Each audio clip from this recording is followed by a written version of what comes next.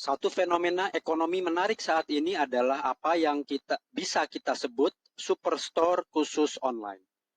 Amazon adalah salah satu yang pertama. Bayangkan satu toko buku raksasa di angkasa yang bisa memberi Anda judul apapun yang Anda inginkan dengan harga bersaing dan mengirimnya langsung ke rumah Anda. Tidak ada lagi waktu habis menelepon toko buku untuk mengetahui apakah buku yang Anda inginkan tersedia. Tidak ada lagi waktu habis mengemudi atau berkendara ke toko. Tidak lama setelah Amazon membuka pintunya, toko-toko buku menjadi makin langka. Saat ini bahkan kebanyakan kota besar hanya memiliki segelintir. Bagaimana sebuah toko kecil atau bahkan toko super khusus bersaing dengan kemudahan tertinggi dan rantai pasokan unggul? Mereka tidak bersaing, mereka mati. Kemudian Amazon berubah menjadi sesuatu yang sama sekali berbeda. Beberapa contoh lain menjelaskan fenomena menarik ini yang sedang mengubah segalanya. Toko-toko seperti Amazon telah bermunculan dalam banyak pasar vertikal. Ada Zappos untuk sepatu, Sweetwater untuk alat musik, Netflix untuk sewa DVD, yang kemudian berubah menjadi streaming online murni. Perhatikan, sementara sebuah perusahaan online pengganggu bisa masuk dan mematikan sebuah raksasa offline, Netflix membuat pesaing offline mereka Blockbuster benar-benar gulung tikar pada tahun 2010.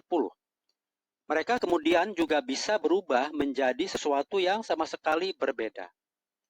Sebagian besar orang tidak akan menyangka bahwa sebuah toko online bisa mematikan jaringan offline. Malah banyak yang memperkirakan Amazon akan dibunuh oleh Barnes & Noble dan Netflix akan dibunuh oleh Blockbuster karena stabilitas melekat yang diwakili oleh jangkauan pasar dari infrastruktur offline retail mereka. Dan kebanyakan orang tidak akan meramalkan bahwa bisnis DVD akan digantikan oleh streaming online. Dalam kasus Netflix, perusahaan sama akan menyebabkan kedua masalah itu. Semua ini sudah membuat segalanya cukup buruk bagi para pengecer offline kecil. Kembali ke Amazon, permainan besar pertama Amazon yang mengejutkan adalah pergeserannya dari buku ke semuanya.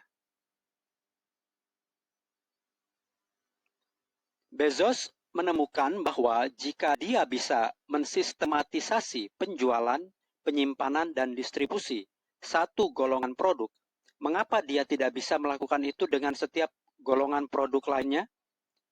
Dia menyadari apa yang lebih berharga dari apapun lainnya adalah dua hal, budaya dan sistem.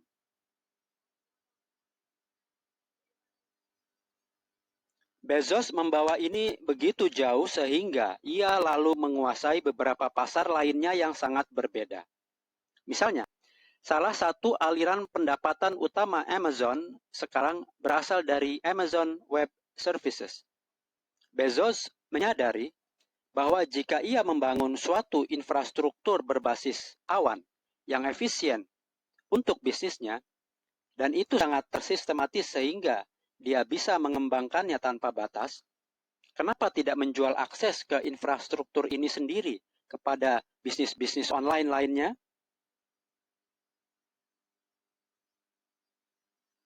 Dengan mesin virtual dalam cloud, Anda bisa menggandakan banyak contoh dari infrastruktur yang sama di mesin yang sama. Itulah keindahan infrastruktur digital.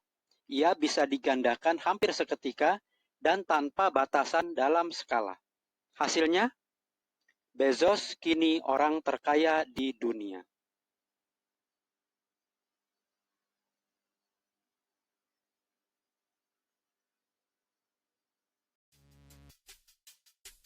Di tengah pandemi yang masih berlangsung ini, kekayaan Bezos terus merangkak naik. Melansir dari Forbes, kekayaan Jeff Bezos mencapai 113 miliar US dollar.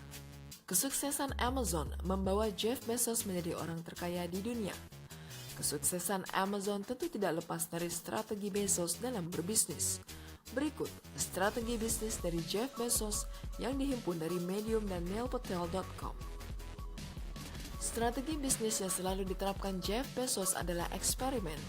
Bezos tidak pernah takut untuk bereksperimen saat menjalankan Amazon.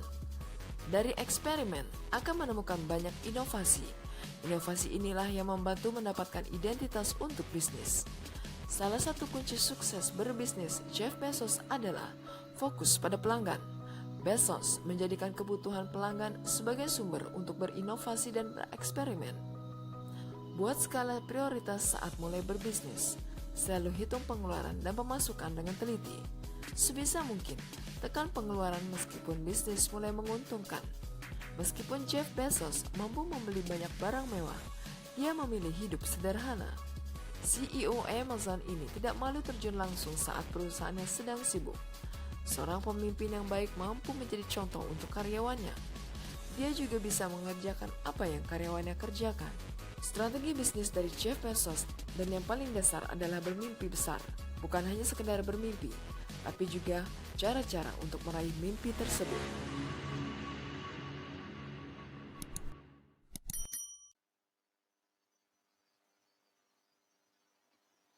Simak lalu segera ambil tindakan agar Anda dan keluarga Anda bertahan, bahkan sukses besar dalam era transisi kacau ini. Abaikan ini, maka bisnis atau pekerjaan Anda bisa kandas, bahkan hilang besok. Janji saya untuk Anda, apa yang saya bagi dengan Anda ini begitu mengubah hidup. Percayalah, Anda perlu memperhatikan setiap kata dari presentasi ini. Saya jamin akan memberi Anda ilmu kritis lengkap yang belum pernah dan tidak akan pernah Anda dapatkan di sini dari orang lain dengan harga berapapun. Jadi tutup semua jendela browser dan tab lain Anda, silentkan ponsel Anda, tutup pintu kantor atau kamar Anda, dan jangan biarkan diri Anda terganggu. Jika Anda ingin selamat, bahkan sukses dari apa yang terjadi saat ini, Anda wajib memberi perhatian penuh Anda pada pesan ini.